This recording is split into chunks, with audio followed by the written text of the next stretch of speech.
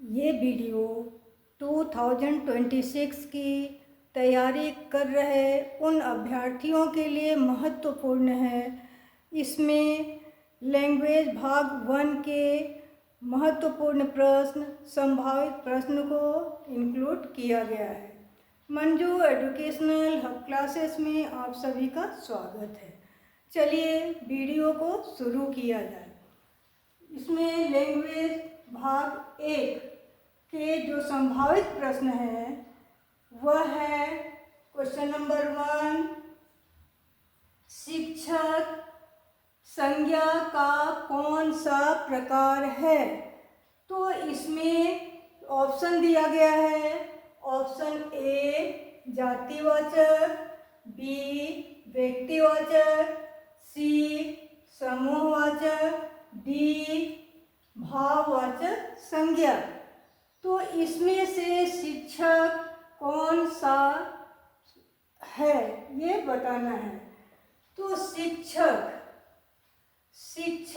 शब्द जो है ये पूरे जातिवाचक संज्ञा को संबोधित करता है।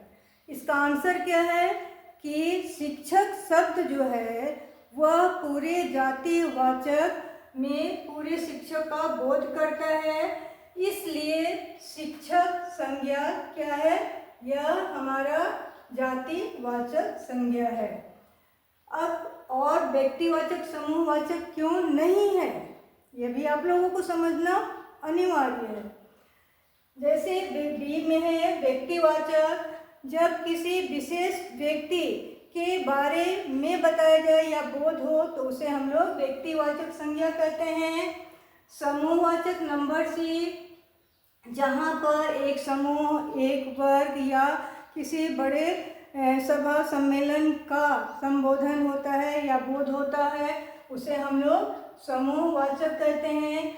नंबर डी भाववाचक, जिससे व्यक्ति के भाव का पता चले, बोध हो, उसे हम लोग भाववाचक संज्ञा कहते हैं।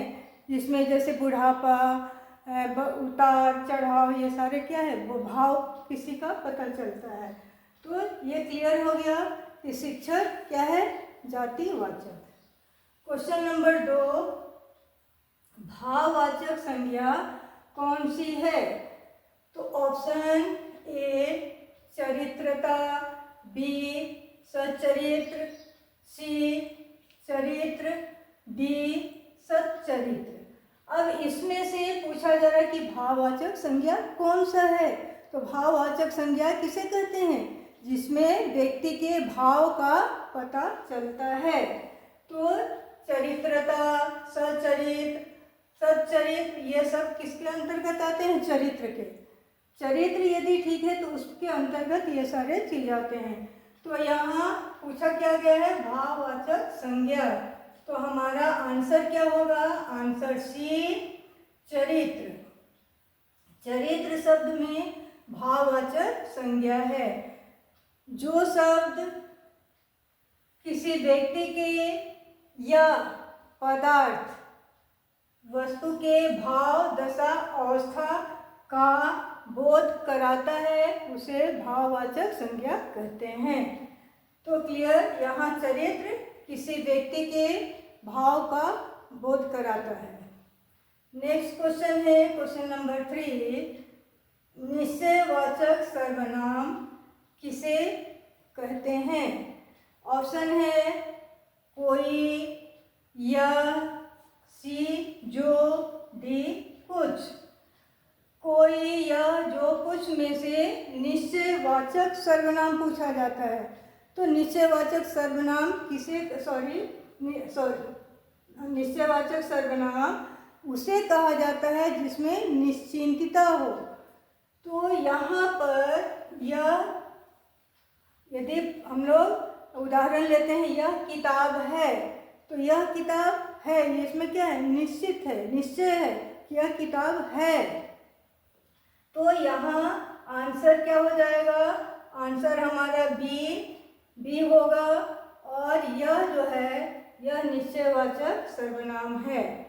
इसमें कोई, जो, कुछ ऑप्शन बचा हुआ है, तो ये सारे ऑप्शन कहाँ पर होते हैं?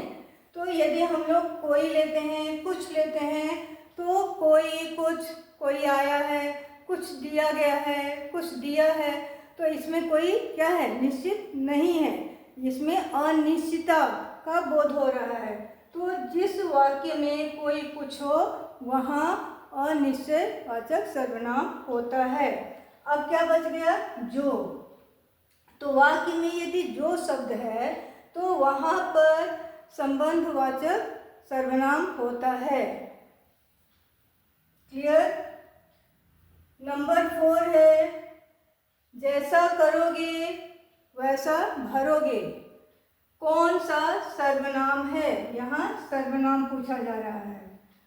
ऑप्शन है ए निश्चयवाचक, बी अनिश्चयवाचक, सी प्रश्नवाचक और डी संबंधवाचक सर्वनाम।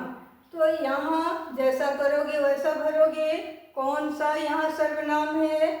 यहाँ पर जैसा करोगे वैसा ही भरोगे, ये दोनों में क्या है? एक दूसरे में संबंध है कि जब हम लोग जैसा कर्म करेंगे वैसा ही पाएंगे। तो यहाँ एक दूसरे का संबंध का बोध हो रहा है। तो यहाँ आंसर हमारा क्या होगा? नंबर डी संबंधवाचक। अब संबंधवाचक में और भी कुछ शब्द होते हैं जिससे पता चलता है कि यह संबंधवाचक सर्वनाम है। जैसा, वैसा, जैसा करोगे वैसा भरोगे, जो सो, जोई सोई, जोई सोई, ये सारे शब्द यदि वाक्य की में हैं तो वे वाक्य भी क्या है? संबंधवाचक सर्वनाम है। नेक्स्ट है उनके बिना तुम कुछ नहीं हो। संबंध बोधक शब्द कौन सा है? यहाँ संबंध बोधक शब्द पूछा गया है। ऑप्शन है ए उनके, बी बिना, सी तुम, डी कुछ। तो यहाँ पर जो है संबंध बोधक शब्द कौन सा है? संबंध बोधक शब्द है बी, ऑप्शन बी बिना। यानी उनके बिना दोनों का संबंध, किसी का एक दूसरे के बिना संबंध नहीं। जैसे राम के बिना सीता, ठीक है, तो यहाँ राम के बिना सीता, सीता के बिना राम, दोनों क्या है? एक दूसरे पर का संबंध है। तो इसी तरह से जहाँ पर बिना शब्द वाक्य में आ जाए वहाँ संबंध बोधक शब्द होता है। नेक्स्ट क्वेश्चन है जो क्रिया संज्ञा या विशेषण से बनती है उसे क्या कहते हैं? ऑप्शन ए मूल धातु, बी नाम धातु, सी संयुक्त क्रिया, डी द्विकर्मक क्रिया। तो इन दोनों में से 4 ऑप्शन है। यहाँ दोनों से संज्ञा और विशेषण से जो बनता है वह कौन सी क्रिया होती है और उसे क्या कहा जाता है? ये बार बार प्रश्न पूछे जाते हैं। तो यहाँ ऑप्शन मूल धातु, बी नाम धातु, सी संयुक्त क्रिया और द्विकर्मक में से यहाँ हमारा आंसर जो है बी संज्ञा या विशेषण से जो बनता है वह कौन सी क्रिया हो जाती है? नाम धातु क्रिया होती है। तो नाम धातु क्रिया कैसे होता है, किसे कहते हैं? तो जो भी शब्द दिए गए रहते हैं उसमें ना जोड़ा जाता है। ना जोड़ने के बाद जो शब्द बन जाता है उसे नाम धातु संज्ञा नाम धातु क्रिया कहते हैं। जैसे यहाँ हाथ है तो हाथियाना, याना, आना हो गया, यहाँ ये ना जुड़ गया। तो इसी तरह से जो भी शब्द रहेंगे उसमें ना जोड़ करके जो शब्द बन जाता है वह नाम धातु कहलाता है। नंबर 7 जो है वह है, इसमें जितने भी ग्रामर के पार्ट हैं एग्जाम्स में आते हैं सभी यहाँ प्रश्न इंक्लूड किए गए हैं। पर्सनल कोई भी एक चैप्टर नहीं है। नंबर 7 स्त्री, यहाँ ये जो शब्द दिए गए हैं इन शब्दों में स्त्रीलिंग कौन सा है? ऑप्शन ए नगर, बी देश, सी द्वीप, डी झील। तो यहाँ नगर हम लोग ध्वनि से भी पहचान करते हैं, देश और द्वीप, तो ये सारे क्या हैं? पुल्लिंग हैं। ये पुल्लिंग शब्द हैं। अब नंबर डी झील है।